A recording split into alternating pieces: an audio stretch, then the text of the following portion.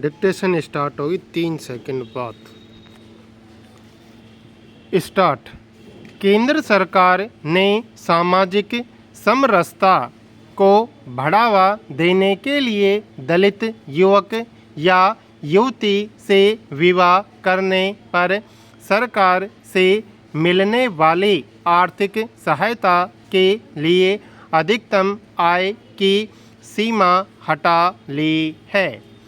इससे अंतर्जातीय विवाहों को बढ़ावा मिलेगा और अधिक से अधिक लोगों को इसका फ़ायदा मिल सकेगा। वर्ष 2013 में डॉक्टर अंबेडकर स्कीम के नाम से यह योजना शुरू की गई थी।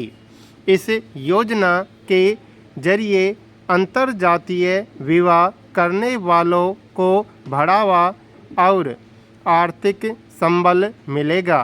कुछ लोग इस योजना को चुनावी राजनीति से जोड़ रहे हैं। समाज में जातिगत भेदभाव दूर करने और भाईचारे को बढ़ाने वाली चीज़ों को तो कम से कम राजनीतिक से दूर ही रखा जाना चाहिए। जाति के आधार पर समाज विभाजित है। उस भेदभाव और विभाजन को दूर करने में ऐसे विवाह काफ़ी मददगार हैं। समाज में ऐसे विवाहों की संख्या बढ़ने से जातिगत पूर्वाग्रह कम होते जाएंगे। पैरा। इस मामले में विवाद सुंदर सिंह पुत्र बनवारी लाल की संपदा के नामांतरण के संबंध में है। सुंदर सिंह की अविवाहित और संतान रहित मृत्यु हो गई थी। सुंदर सिंह की मृत्यु के पश्चात उसकी संपदा के संबंध में नामांतरण संख्या 3760 नैसर्गिक उत्तराधिकार के आधार पर प्राइवेट प्रत्यार्थियों के हक में मंजूर किया गया था।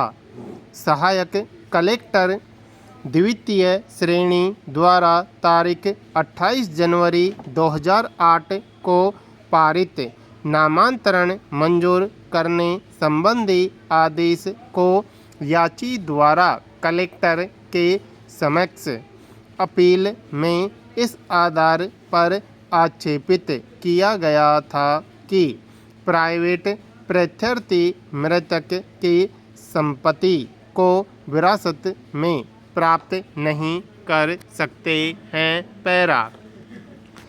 कभी कभी न्यायालयों में अधिवक्ताओं की अनुपस्थिति के संबंध में विवाद उत्पन्न हो जाते हैं। ऐसा ही एक विवाद उच्चतम न्यायालय तक पहुंच गया।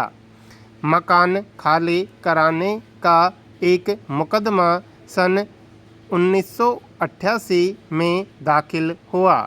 सन 1994 में निश्चित तारीख पर वादी उपस्थित था, लेकिन एक अधिवक्ता का देहांत हो जाने के कारण अधिवक्ताओं ने हड़ताल कर दी। न्यायालय ने मुकदमे में दूसरे दिन की तारीख निश्चित कर दी। दूसरे दिन किराएदार के वकील बीमार होने के कारण उपस्थित नहीं थे।